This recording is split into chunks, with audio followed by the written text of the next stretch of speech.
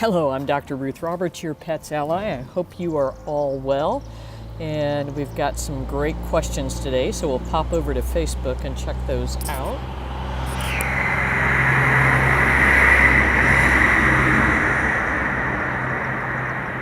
And hopefully, yeah, we should be good as far as microphone goes, so good.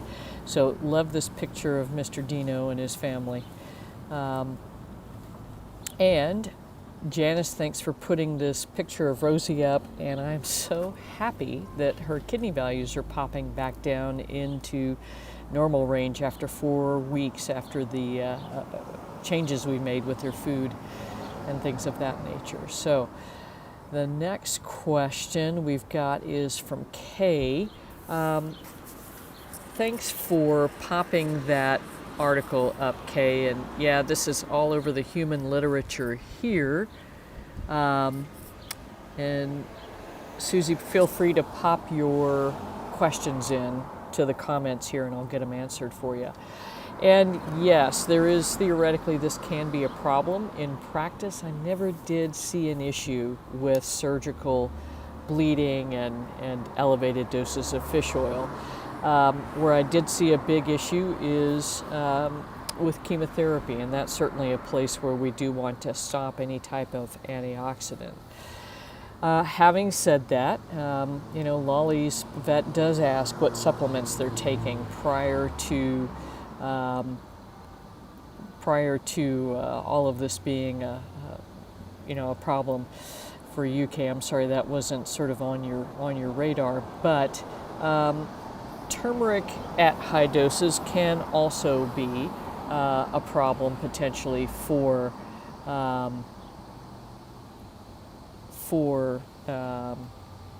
bleeding as well. Although again, in clinical practice, it's not generally an issue unless the pets are on some sort of an anticoagulant like warfarin or Plavix or something like that. So ask him about it. Your dog should not be bleeding still at this point, Kay. So if that's going on, that makes me wonder more about a clotting disorder, or if there's some sort of an autoimmune disease attacking the platelets. So if you're still seeing active bleeding, meaning you're seeing dark blood coming out, then that's a problem. If it's just, like a pink clear fluid, then this is just more fluid entrapment. So talk with your vet, ask him about it.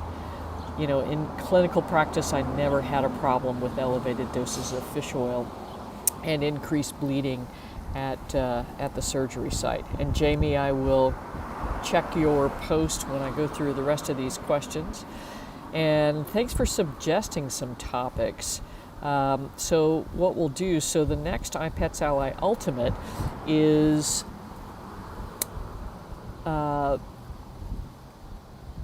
these are great suggestions, so I'll go through some of these, but the next iPets Ultimate is the 25th, so that's in a week, on Tuesday at, I think it's usually, and I'm sorry, I've lost time zone, so at any rate, rest assured we will post here in the group on Facebook a Zoom call, so it's a lot more interactive. So we'll talk about food energetics and also seasonal eating, because this is always an interesting topic, and it's one of those things we've kind of forgotten because we're not sort of stuck eating what's local to us.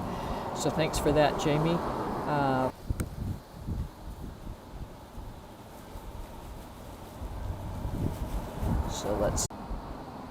So hopefully I'm back in. I think so. So Jamie had asked about liver support as well. And due to long-term steroids, milk thistle is great. The other thing I'd really suggest is, yes, standard process hepatic support. And then the other thing would be liposomal glutathione. And I'm going to type that into the link here. So you all should have gotten, and I know this gets confusing with so many websites, but you all should have gotten access to full script. but liposomal glutathione is the master antioxidant for the liver. And then the standard process hepatic support.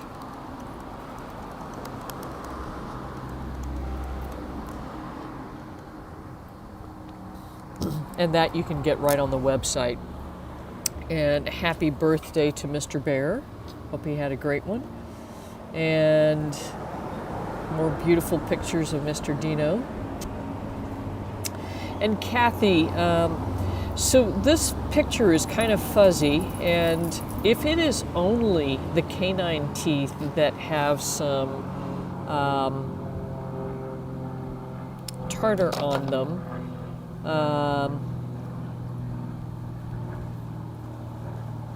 and this is like an impact. So there's a couple of things you want to look at before rushing into a dental. Do the teeth back here have a bunch of tartar on them? If not, then frankly, I would just, use something like a loofah pad or something of that nature and just scrub here. And then for this puffy area here, is the whole lip inflamed, or is the tooth shifting and it's impacted the lip itself? Now, as far as these lab values, this doesn't make sense.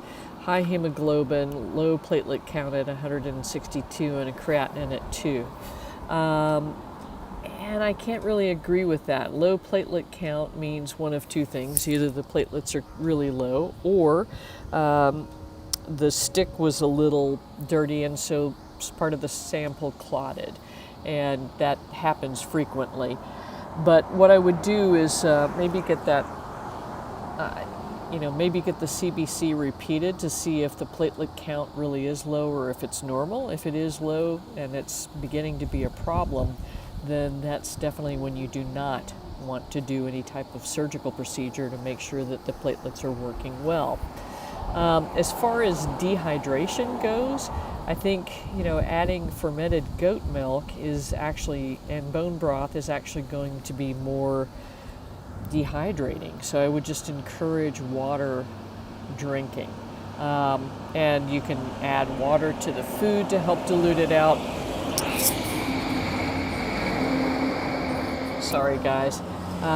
And see if that doesn't do the trick. And then just recheck the creatinine. For this amount of tartar, this is not a big deal. So delay the anesthesia until you are confident and comfortable that everything is okay. So I hope that's helpful, Kathy. Let's see. So Susie says Goldie is back to only wanting to eat meat raw, which is okay.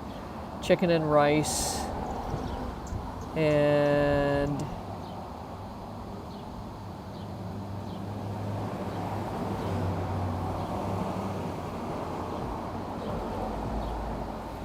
she's been doing okay as far as spirit and mind, but her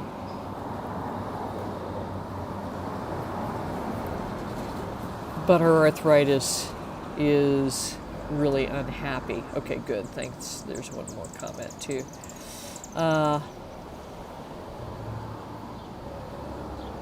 Let's see about this.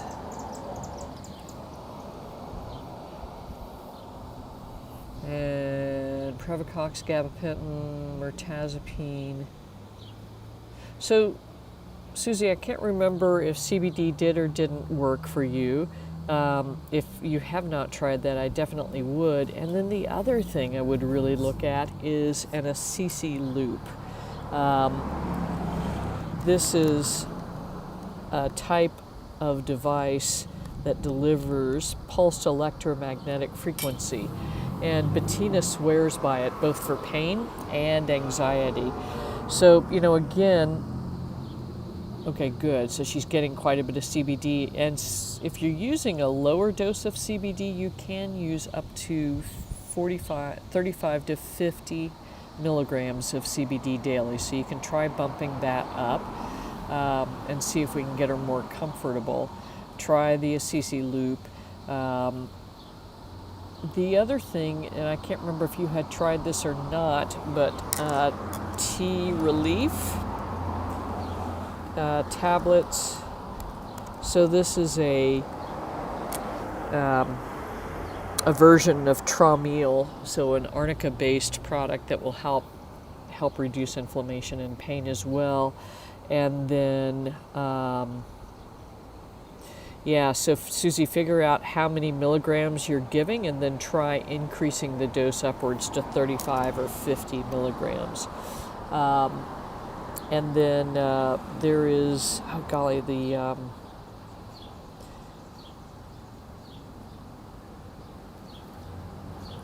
Full Script is probably the best place to get the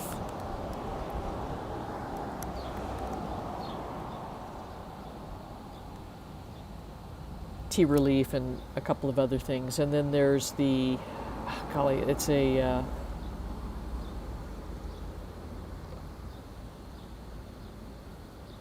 I'll put this link in here for you too.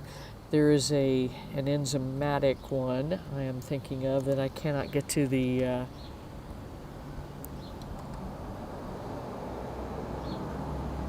name of, and I apologize, so I'll drop that back in here. And the loops, if you Google Assisi, you can do that, and they'll ask you to list me as your veterinarian, and I can get that approved for you. So see what that does to give you some help. And Boswellia is another great option as well. So T Relief can be extremely helpful, Susie. I hope that'll help you out there. And you're welcome. And if you have trouble finding anything, just let us know, and Hannah will get you hooked up. Let's see.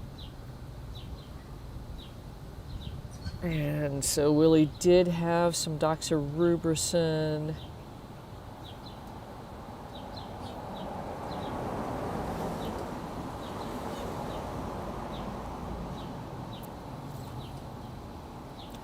So, Jamie, I think, yes, it's scary to think about these drugs, but doxorubicin is a drug that the side effect tends to happen on a cumulative basis. Can you guys hear me again? I'm seeing my mic, so hopefully I had to pause for a second.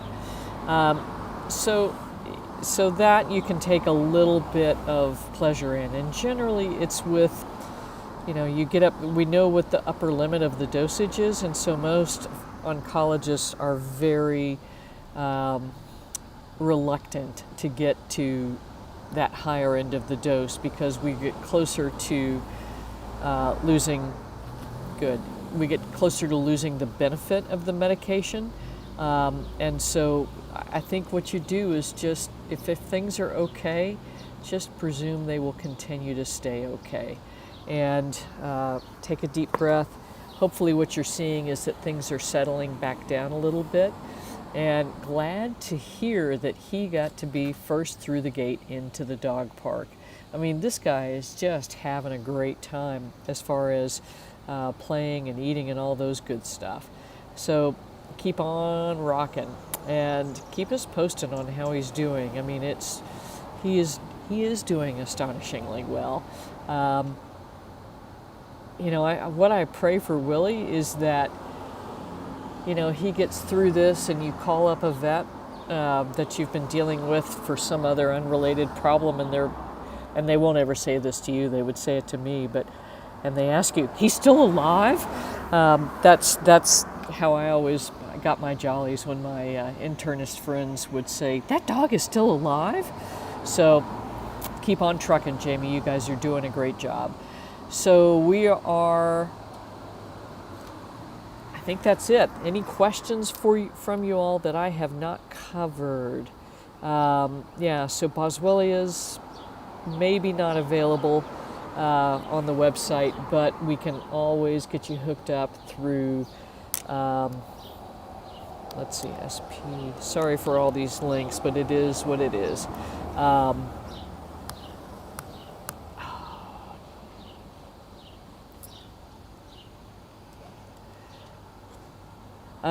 So hopefully that came through good. So standard process, I've got almost every single one of their products on the website, but they did not want to put the MediHerb products out there as far as on the website for open purchase. So that is where you will find that Boswellia product. Yeah, and you are doing a marvelous job, Jamie. So pat yourself on the back, because it's been a long haul, and you have been the very best advocate that Willie could have ever asked for. So keep doing what you're doing. Until next week, you all have a marvelous week. And remember, Tuesday the 25th, we'll do another Ipets Ally. I'll let you know. We'll get you an email about that. Post this in the group as well. And we'll talk about, oh good, and you talked to Anya too. She really is marvelous. We'll talk about food energetics and also seasonal feeding and eating. So until next week, remember, your pet's best health starts in the bowl. Thanks.